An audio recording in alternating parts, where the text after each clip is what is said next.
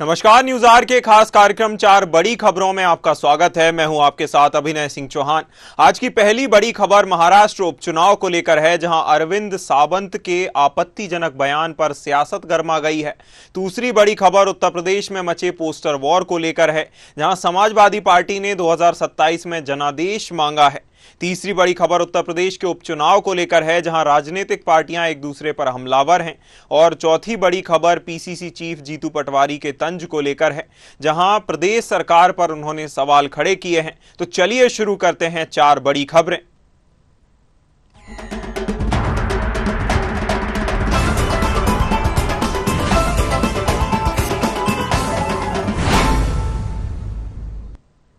महाराष्ट्र विधानसभा चुनाव के बीच मुंबा देवी सीट से शिवसेना शिंदे की उम्मीदवार साइना एनसी को इंपोर्टेड माल कहने पर सियासत गर्मा गई है। शिवसेना यूबीटी के अरविंद सावंत अपनी इस टिप्पणी के बाद बुरी तरह घिर गए हैं। हालांकि उन्होंने अपने बयान पर माफी मांग ली है, लेकिन इसके बाद भी सियासत थमने का नाम नहीं ले रही। सावंत की टिप्पणी पर राज्य के सीएम एकनाथ शिंदे ने कहा कि बहुत दुर्भाग्यपूर्ण है एक बहन के बारे में ऐसी बात करना, इसकी जितनी निंदा की जाए उतनी कम है। बाला साहब ठाकरे अभी होते तो सच में मुंह तोड़ देते। वहीं शिवसेना यूबीटी नेता संजय रावत ने कहा कि कोई अपमान नहीं हुआ है। सावंत हमारे वरिष्ठ नेता हैं, उन्होंने सिर्फ इतना कहा कि मुंबा देवी से भाजपा उम्मीदवार साइना एनसी बाहर से आई हैं और वह एक आयातित माल है। अगर वह एक आयातित माल हैं तो यह महिला का अपमान कैसे है? कोई अपमान नहीं हुआ है। अरविंद सावंत जी हमारे एक बहुत ही बुजुर्ग हमारे साथी और नेता है, सांसद है। क्या कहा अरविंद जी ने? अरविंद जी ने इतना ही कहा है कि ये जो कि भाजपा की महिला उम्मीदवार है वो इस क्षेत्र में मुंबा देवी में बाहर से आई है, इंपोर्टेड माल है। अगर इंपोर्टेड माल है बाहर का, उसमें महिला का अपमान कहां होगा? आप सोनिया गांधी जी के बारे में क्या कहा था, प्रियंका जी के बारे में क्या कहा है आपने? हाँ, आप एक बार इतिहास खंगाल लीजिए 10-15 साल का, आपको पता चलेगा। बहुत ही दुर्भाग्यपूर्ण बात है एक बहन के बारे में ऐसी बातें करना। ये बहुत ही निंदाजनक है। इसकी कितनी निंदा करें उतनी कम है। बाला साहब ठाकरे जी के विचार वाले कहते हैं, और विचार कैसे है देखो। बाला साहब ठाकरे जी अभी रहते तो सही में मुंह तोड़ देते। खबर पर हमारे साथ चर्चा करने के लिए डॉक्टर आलोक सोती राजनीतिक विश्लेषक जुड़े हुए हैं। आलोक जी, महिला उम्मीदवार को इंपोर्टेड माल, आयातित माल कहा जा रहा है और इसको सही भी ठहराया जा रहा है, इसे आप किस प्रकार से देखते हैं? देखिए, ये इस प्रकार की टिप्पणी बड़ी अशोभनीय है, बड़ी निंदनीय है। जितनी भी इसकी निंदा की जाए वो कम है। आप देख रहे हैं कि भारतीय राजनीति में लोकतंत्र अच्छी तरह स्थापित होता जा रहा है और इस तरीके की महिलाओं का जो प्रेजेंटेशन है उसको भी बढ़ाया जा रहा है और कई प्रकार के जो है नियमावली बनाए गए हैं, विधेयक लाए गए हैं, रिजर्वेशन लाए गए हैं, जिससे कि महिलाओं को सम्मानित तरीके से राजनीति में प्रतिष्ठित उनको प्रस्थापित किया जाए। लेकिन इस प्रकार की अशोभनीय टिप्पणी और उसके बाद उसका खंडन न करना और उस पर बने रखना, ये बहुत ही गलत है। भारतीय राजनीति, लोकतंत्र को, जमहूरियत को देखते हुए, महिला के सम्मान को देखते हुए। आपने कहा कि ठीक है, गलती हो गई, सावंत जी ने तो एक बार को माफी मांग ली, लेकिन आप देख रहे हैं कि और जो बड़े नेता है वो इस बात को खंडन करने के लिए राजी नहीं है और इस अपनी बात पे अड़े हुए भी हैं और अपनी बात को सही ठहराने की कोशिश भी कर रहे हैं। जबकि जो शब्द यूज किया है वो मैं यहाँ पे पुनः नहीं उसको यूज करना चाहता हूँ। वो एक बड़ा ही अशोभनीय शब्द है और बहुत ही, अगर कोई भी डिक्शनरी में जो आम बोलचाल की भाषा है उसमें अगर किसी महिलाओं के लिए उस तरीके का शब्द यूज किया जाता है तो सभी लोग जानते हैं उसका क्या तात्पर्य, क्या अर्थ होता है। तो ऐसी बात नहीं है कि ये कोई पहली दफे इस प्रकार की टिप्पणी नहीं हुई है। बड़े बड़े नेताओं के लिए भी हुई है, चाहे पक्ष के हो चाहे विपक्ष के हो। सोनिया गांधी जी के लिए भी काफी टिप्पणियां की गई हैं, वो भी जो है निंदनीय है। तो कुल मिला के देखना है कि भारतीय राजनीति में महिलाओं का सम्मान होना चाहिए, उनको प्रतिष्ठा होनी चाहिए। अगर उन पर कोई टिप्पणी होती है, चाहे वो पक्ष करे चाहे विपक्ष के, उसका खंडन होना चाहिए, उसके लिए माफी मांगनी चाहिए, वो पुनः इस वायदे से आगे बढ़ना चाहिए कि भाई अब इस बार स्लिप ऑफ टंग हो गई है, आगे आने वाले समय में पुनरावृत्ति इस प्रकार की शब्दों की नहीं होगी। आलोक जी, एक तरफ महिला सशक्तिकरण की बात होती है, नारी वंदन अधिनियम की बात होती है, उनके रिजर्वेशन को और ज्यादा प्रतिनिधित्व बढ़ाने की बात होती है, दूसरी तरफ पैराशूट कैंडिडेट अगर बाहरी कैंडिडेट को कहा जाता है वहां तक ठीक है, लेकिन इस तरह के शब्दों का प्रयोग करना राजनीति या राजनीतिक नेताओं के लिए कितना गलत है? जी बहुत गलत है। आप देखिएगा, इसका परिणाम देखिएगा कि वहां पे आप जब चुनाव के जब रिजल्ट्स आएंगे तो आपको इस तरीके की बात देखने को मिलेगी। इवन आपने भी देखा था कि इसका राजनीतिक लाभ भी उठाया जाता है, जिस तरीके से आपने 2014 में चाय वाला का एक शब्द देखा था, कांग्रेस के एक बड़े नेता ने प्रधानमंत्री नरेंद्र मोदी के लिए चाय वाला का यूज किया था। फिर आपने देखा चौकीदार चोर है। इस प्रकार की जो शब्दावली होती है जिससे डायरेक्ट हिट करता है, चाहे वो पुरुष उम्मीदवार हो चाहे विशेषकर महिला उम्मीदवार के लिए, तो बहुत ही ज्यादा इसका असरकारक होता है। तो हमको लगता है कि चुनाव में इसका असर पड़ेगा और ऐसे में जो उनके कैंडिडेट्स हैं उनको अगर जो कि वहाँ की सम्मानित वोटर्स हैं, जनता है जिस बात को समझती हैं, महिला के सम्मान की बात करती हैं, क्योंकि हर चीज वोटर भी एक पारिवारिक होता है, उसके घर में भी माँ बहन सब होती हैं। तो ऐसे में इस प्रकार की टिप्पणी को अगर वो वोटर्स अपने ऊपर लेता है, अपनी बहन मानता है, तो इस प्रकार की स्थिति में आप देखिएगा कि जो विपक्ष है उसको उसके ऊपर इसका बड़ा असर पड़ेगा और साइन जी के लिए एक अपर एज आपको दिखाई पड़ेगी कि उनको चुनाव में इस प्रकार की अभद्र टिप्पणी जो हुई है उसका उनको चुनाव में जरूर फायदा होगा। आलोक जी, एक तरफ अगर हम इससे उलट सीधी दोनों गठबंधन की बात करें, एक तरफ महाविकास अघाड़ी जो हैं उनमें आखिरी तक कई सीटों पर स्थिति साफ नहीं हो पाई थी, तो आखिरी तक वाइल्ड कार्ड एंट्री भी कई उम्मीदवारों की हुई है और वह साथ में खड़े जमीनी स्तर पर कम दिखते हैं। और ऐसे में संजय रावत जैसे नेता जब इस तरह की टिप्पणी को, इस तरह गलत शब्दों के प्रयोग को भी सही ठहराते हैं या पर्दा डालने का काम करते हैं, तो आने वाले चुनाव में यह कितना भारी पड़ सकता है? देखिए, जो संजय राउत जिस शिवसेना की बात कर रहे हैं उनका तो वैसे ही नंबर 3 पे आ चुकी है, क्योंकि आप देख रहे हैं कांग्रेस, एनसीपी और उसके बाद जो है शिवसेना जो उद्धव ठाकरे वाली है उनकी बात चल रही है, जिससे इनके जो समर्थक होते हैं उन पे भी बड़ा असर पड़ता है। जब वो बीजेपी के साथ थे तो नंबर 2 की पार्टी थे और उनको उम्मीद थी कि उनके समर्थकों को, उनके कार्यकर्ताओं को उम्मीद थी कि जीतेंगे, सरकार में आएंगे और मुख्यमंत्री भी बन सकते हैं। जैसा कि आपने देखा था कि कई बार वो वैसी घटनाएं हुई हैं, मुख्यमंत्री बना है शिवसेना का। लेकिन अब देखिए नंबर 3 की पार्टी नजर आ रहे हैं और ऐसे में इस तरीके की गलतियां कर रहे हैं, तो जाहिर सी बात है जो उनके कार्यकर्ता समर्थक हैं, जो उनके लिए खड़े हो के लिए जो है वोटर्स को लाएंगे, बूथ तक लाएंगे, उनका भी मनोबल काफी गिरा हुआ नजर आएगा। ऊपर से इस प्रकार की टिप्पणी और उस पर पर्दा डालना, उस पर उसके जो है साथ खड़े रहना, ये भी जो है वहां के जो सम्मानित प्रतिष्ठित कार्यकर्ता और समर्थक हैं शायद वो भी इस बात को स्वीकार ना कर सकें। बिल्कुल, कहीं ना कहीं शिवसेना जो उद्धव ठाकरे गुट है उसके लिए स्थिति बड़ी विकट हो सकती है। बहुत शुक्रिया आलोक जी आपका जुड़ने के लिए, अहम जानकारी साझा करने के लिए।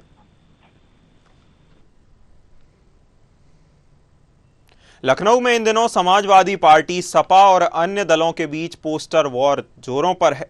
शनिवार को सपा कार्यालय के पास एक नया होर्डिंग लगाया गया है जिसमें लिखा है 9 का संदेश, 27 का जनादेश, पीडीए के अखिलेश।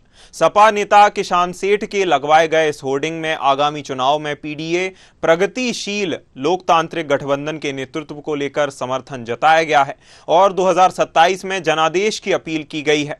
राजनीतिक जानकार मानते हैं कि सपा के लगाए गए इन पोस्टरों का मकसद अपने समर्थकों में उत्साह भरना है। वहीं लगातार हो रहे इस पोस्टर वॉर से प्रदेश की राजनीति में माहौल गर्म हो गया है और जनता की दिलचस्पी इन नारों के पीछे छुपे हुए संदेशों को समझने में बढ़ती जा रही है। खबर पर हमारे साथ चर्चा करने के लिए प्रशांत राव, ब्यूरो हेड लखनऊ से जुड़े हुए हैं। प्रशांत, 2027 में लगभग अभी यह साल खत्म होने वाला है, 2 साल अभी बाकी हैं और अभी से इस तरह पोस्टर वॉर 27 के सत्ताधीश हों और हमें जो जनादेश चाहिए, इस तरह के जो बयान वाले पोस्टर अब लगातार एक के बाद एक नए, हमें रोज के रोज नए पोस्टर देखने को मिलते हैं, इसका कितना फायदा सपा को होगा? अपने देखो, समाजवादी पार्टी की तरफ से लगातार जो पोस्टरबाजी की जा रही है उससे उत्तर प्रदेश की सियासत को गर्म रखना है और चर्चाओं में बना रहना है। और क्योंकि मुख्य विपक्षी दल है, ऐसे में सत्ता की तमाम बातों को दरकिनार करते हुए अपनी आपको जो जनता के बीच में पेश करना भी उनकी एक रणनीति है। ऐसे में समाजवादी पार्टी की तरफ से जो अब होर्डिंग्स लगाई गई है उसमें एक संदेश दिया गया है कि 9 का संदेश 27 का जनादेश, यानी कि उत्तर प्रदेश में जो 9 विधानसभा चुनाव हो रहे हैं वो 27 का संदेश है। निश्चित तौर से पूरे प्रदेश की जनता जानती है कि आखिर में जो उत्तर प्रदेश में 10 विधानसभा उपचुनाव होने थे लेकिन अभी 9 पे हो रहे हैं, और अयोध्याबाद की जो मिल्कीपुर सीट है उस पे जो एक पिटीशन दाखिल थी उसकी वजह से चुनाव आयोग ने वो डिक्लेयर नहीं किया है चुनाव। निश्चित रूप से देखिए, जो सत्ता पक्ष की तरफ से जो बयान दिए गए हैं, जो मुख्यमंत्री योगी आदित्यनाथ ने हरियाणा में एक बयान दिया था कटेंगे बटेंगे, उसके बाद से समाजवादी पार्टी ने उत्तर प्रदेश में 9 उप विधानसभा चुनाव जीतने को लेकर अपनी यहाँ रणनीति बनाई है। समाजवादी पार्टी के मुखिया हो या फिर अन्य जो उनके कार्यकर्ता हो, वो अपने कार्यकर्ताओं में उत्साह भरने का काम कर रहे हैं। वो ये दिखाना चाह रहे हैं कि सत्ता भले ही योगी की यहाँ 2 बार की हो लेकिन समाजवादी पार्टी पीछे हटने वाली नहीं है, कार्यकर्ताओं का जोश कम ना हो। जिस तरीके से 2024 के चुनाव में देखने को 22 से देखने को मिला, तो ऐसे ही 22 के चुनाव के बाद 24 का हुआ, 24 के चुनाव के बाद ये उप विधानसभा चुनाव हो रहे हैं और इसको समाजवादी पार्टी घसीट कर 27 तक ले जाना चाहती है और सत्ता प्राप्ति उनका लक्ष्य है। निश्चित रूप से ये पोस्टरबाजी जो हो रही है वो उत्तर प्रदेश की सियासत को गर्म करना और चर्चाओं में बने रहना और 9 विधानसभा जो चुनाव हो रहे हैं उनमें प्रभाव डालने का एक सबसे बड़ा जो है देखा जाए कि एजेंडा पार्टियों की तरफ से बना हुआ है। भारतीय जनता पार्टी के समर्थकों के द्वारा भी होर्डिंग्स लगवाई जा रही हैं, समाजवादी पार्टी की तरफ से भी होर्डिंग्स लगाई जा रही हैं। इस समय जो है वो लोगों का उपचुनाव की तरफ ध्यान ना होके इन होर्डिंग्स वार पर केवल जो है पूरी तरीके से जो तरीके से देखा जाए कि पूरा जो मानसिक तौर से जो माहौल बनाया जा रहा है वो होल्डिंग्स बार पर बनाया जा रहा है, एक परसेप्शन बनाया जा रहा है समाजवादी पार्टी की तरफ से।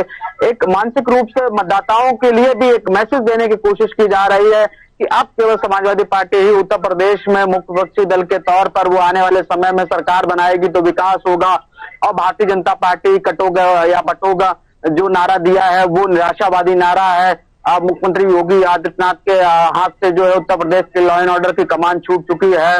यह सब जो मैसेज देने की कोशिश की जा रही है वो उत्तर प्रदेश में प्रोपोगेंडा है। ये 9 उप विधानसभा चुनाव जीतने को लेकर जो पूरी तरीके से समाजवादी पार्टी की मीडिया सेल और उनके कार्यकर्ताओं के द्वारा समय समय पर इस तरीके के सुगूफे छोड़े जाते हैं ताकि जो मतदाता है वो प्रभावित हो और ये देखें कि उत्तर प्रदेश में समाजवादी पार्टी का जो वर्चस्व है, समाजवादी पार्टी को लोग पसंद कर रहे हैं। क्योंकि जब इस तरीके के होर्डिंग्स बाहर या बयानों पर जो प्रतिक्रियाएं आती हैं उससे होता है कि एक चारों तरफ माहौल बन जाता है कि किस दल के बीच में टक्कर चल रही है, तो इससे मतदाताओं में प्रभाव पड़ता है। मतदाताओं को भी यह पता लगता है कि इन दलों के बीच में उत्तर प्रदेश में सियासत गर्म है और यही दल प्रमुख है। ऐसे में ये सियासत इसीलिए रची जा रही है क्योंकि उत्तर प्रदेश में 9 उप विधानसभा चुनाव जीत।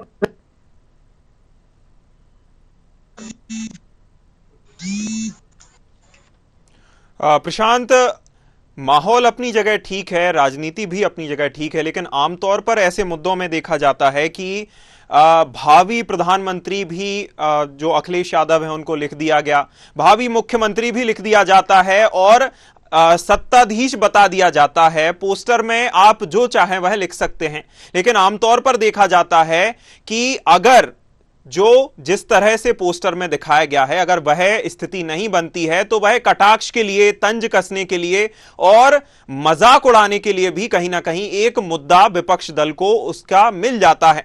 ऐसे में क्या लगता है, क्या कितनी खरी उतर पाएगी अपने जो उनके नारे हैं या जो पोस्टर में लिखा जा रहा है उस पर समाजवादी पार्टी? देखिए, समाजवादी पार्टी पूरी तरीके से उत्तर प्रदेश में एक माहौल बनाए हुए है कि कैसे वो 9 उप विधानसभा चुनाव जीते और 27 का मैसेज अपने कार्यकर्ताओं के बीच में छोड़े। और इसके साथ ही माहौल यह भी दिखाना है आम जनता को कि समाजवादी पार्टी ही मुख्य टक्कर में है, बाकी दल सब पीछे हैं। क्योंकि समाजवादी पार्टी ने हाल में जिस तरीके से कांग्रेस को गच्चा दिया है कांग्रेस को उम्मीद देती कि उत्तर प्रदेश में 5 सीटें मिलेंगी, लेकिन समाजवादी पार्टी के मुखिया अखिलेश यादव ने कांग्रेस को गच्चा दिया है। इसका मतलब ये नहीं कि समाजवादी पार्टी को कांग्रेस का वोट मिल जाए। हो सकता है कांग्रेस का जो कोर वोटर हो वो नाराज हो जाए कि किस तरीके से 2024 का जो चुनाव रहा है उसमें भी अखिलेश यादव ने पूरा जो है कांग्रेस के वोटरों पर दबाव रखा, यानी कि पार्टी के शीर्ष नेतृत्व के ऊपर दबाव रखा और सीटें केवल 17 दी थी। 63 सीटों पर कुछ समाजवादी पार्टी ने चुनाव लड़ा था।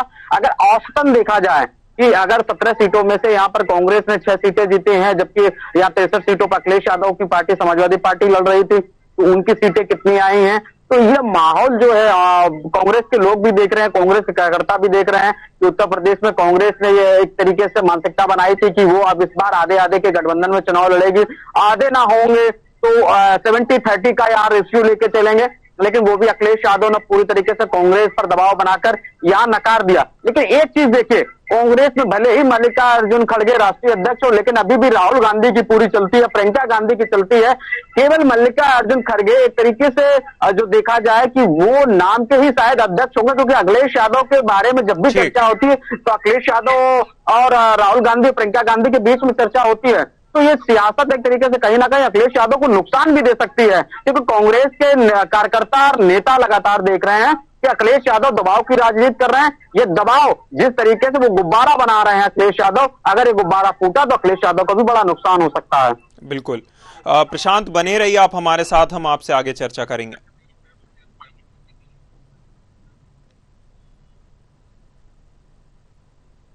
उत्तर प्रदेश में उपचुनाव की सरगर्मी तेज हो गई है, जहां राजनीतिक पार्टियां आरोप प्रत्यारोप और शाब्दिक हमलों के माध्यम से लीड लेने में लगी हुई हैं। डिप्टी सीएम ब्रजेश पाठक ने पीडीए को छलावा बताते हुए अखिलेश यादव पर निशाना साधा है। उन्होंने कहा कि पीडीए पिछड़ा दलित अल्पसंख्यक का नहीं बल्कि परिवारवाद, दंगाई, अपराधी का गठबंधन है।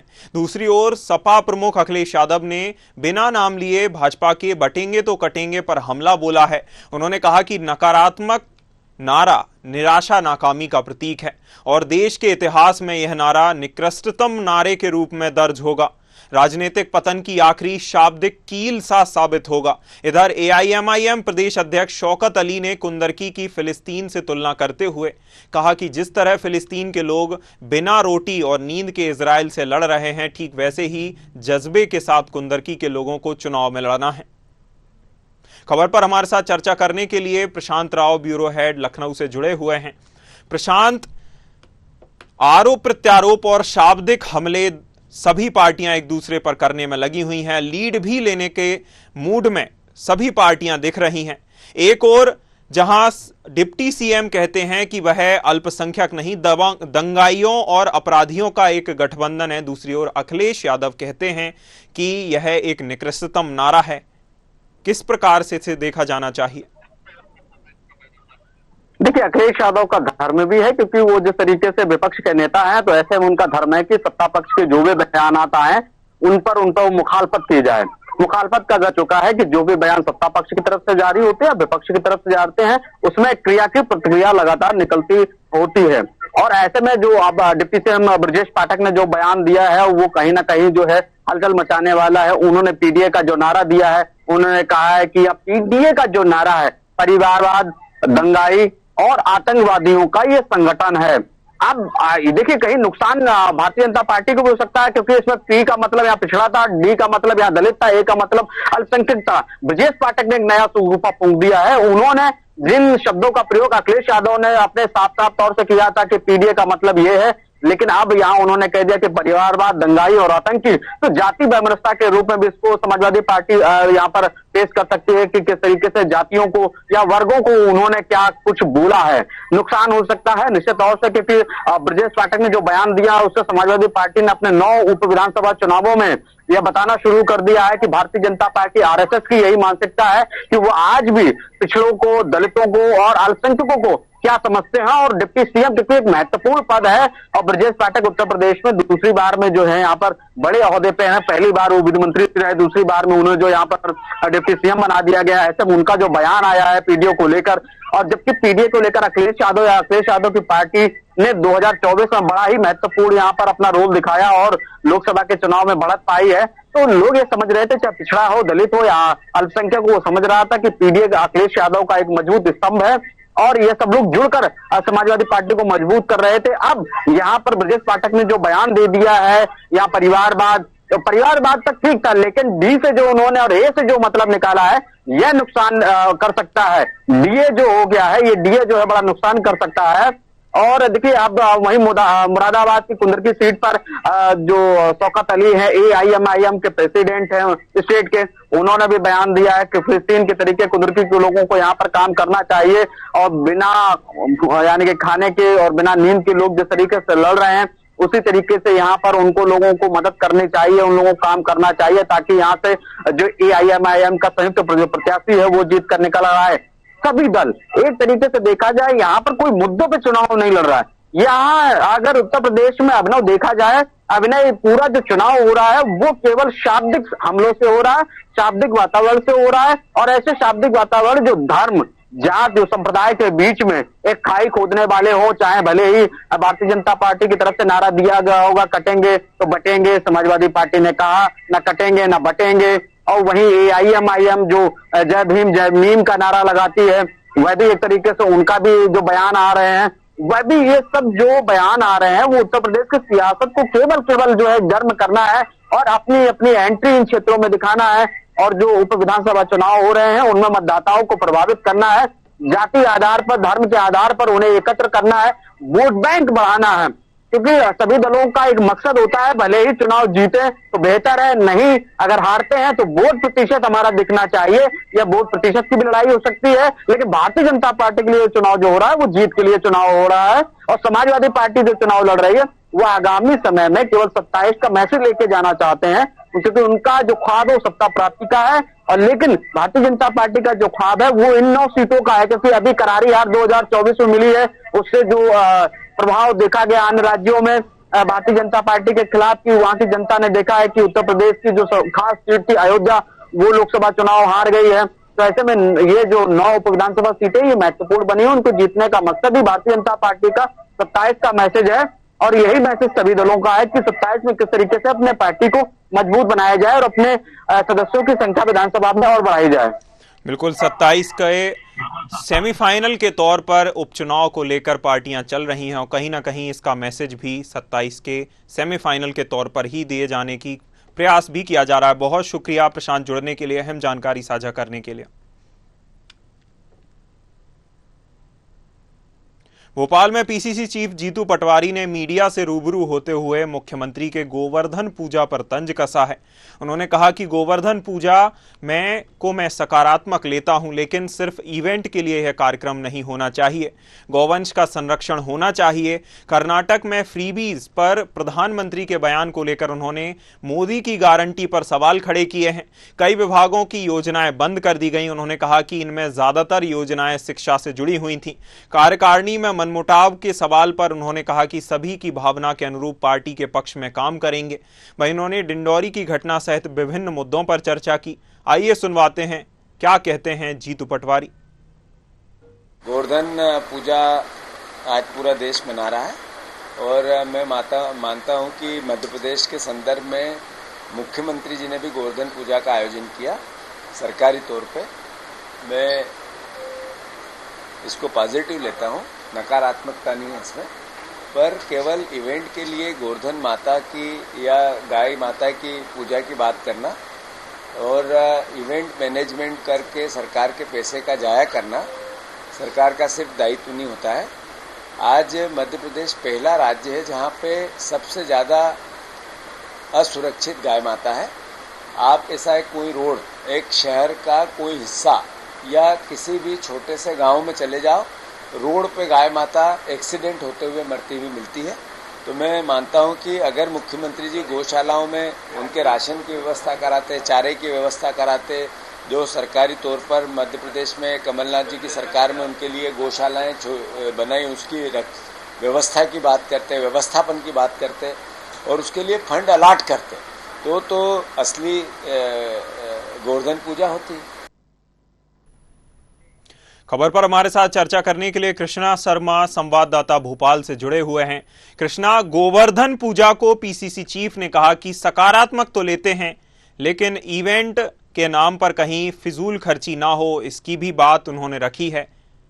क्या कहना चाहते हैं आखिर पीसीसी चीफ?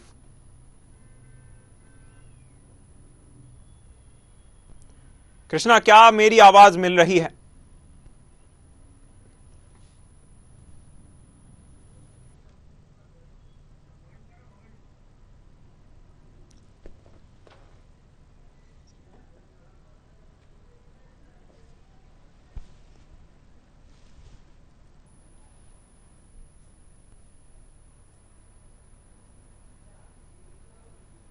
बिल्कुल, देखिए, आज जीतू पटवारी जी ने जो मीडिया से बात करते हुए कहा कि मध्य प्रदेश में जिस तरह से गोवर्धन पूजा का कार्यक्रम आज रखा गया है, मुख्यमंत्री ने प्रदेश के सभी जिलों के लिए गोवर्धन पूजा के आयोजन के आदेश दिए हैं, उसे वह सकारात्मक रूप से देखते हैं। लेकिन जिस तरह से इवेंट और नाम के लिए बीजेपी सरकार ये आयोजन करती है, वो गायों के चारा भूसा का इंतजाम होना चाहिए और जो गौवंश है, सड़कों रहता है और दुर्घटना होती रहती है, उसकी भी व्यवस्था कहीं ना कहीं सरकार को करनी चाहिए। तो गौवंश को लेकर सरकार को घेरने की कोशिश की है, क्योंकि जीतू पटवारी का कहना है कि मध्य प्रदेश में सबसे ज्यादा गौवंश असुरक्षित है। कहीं ना कहीं ये सरकार की मंशा दिखाती है। वहीं दूसरी ओर मध्य प्रदेश में जिस तरह से कांग्रेस की कार्यकारिणी आई है और संतोष को लेकर उन्होंने मीडिया से कहा कि सब कुछ सामान्य है और जो कार्यकर्ता उनके असंतुष्ट हैं वो उन्हें मना लिया जाएगा। वहीं बीजेपी सरकार तरह से कर्नाटक पर सवाल उठा रही है, उसको लेकर कहा कि मध्य प्रदेश में कितने वादे पूरे हुए हैं, क्या धान, क्या गेहूं एमएसपी रेट में जिस तरह से सरकार ने वादा किया है, लाडली बहनों 1000 का वादा किया है, क्या ये वादे पूरे हो रहे हैं? कई योजनाएं मध्य प्रदेश में बंद हो गई है, ये क्यों बंद हो गई है? तो कई प्रकार से जीतू पटवारी ने आज सरकार को घेरने की कोशिश की है। कृष्णा, कई योजनाओं का नाम लेते हुए भी जीतू पटवारी ने घेरने का प्रयास किया है और कहा कि कई योजनाएं बंद हुई हैं। मोदी की गारंटी को पर भी उन्होंने निशाना साधा। आखिर जीतू पटवारी कौन सी योजनाओं की बात कर रहे थे जो शिक्षा से जुड़ी हुई हैं? देखिए, मेधावी छात्र योजना चल रही थी मध्य प्रदेश में और जो टॉप क्लास के 10वीं 12वीं के छात्र आते थे उन्हें लैपटॉप, स्कूटी और मोबाइल या की छात्रवृत्ति दी जाती थी। लेकिन छात्रवृत्ति छात्रों को नहीं मिली है, ना ही लैपटॉप और ना ही मोबाइल मिले हैं। तो इस तरह की छात्रों की जो छात्रवृत्ति योजना है वो भी बंद कर दी गई। कहीं ना कहीं उस बात का जिक्र जीतू पटवारी मीडिया से कर रहे थे। बिल्कुल, बहुत शुक्रिया कृष्णा जुड़ने के लिए, अहम जानकारी साझा करने के लिए। 4 बड़ी खबरों में फिलहाल इतना ही। मुझे दीजिए इजाजत। नमस्कार।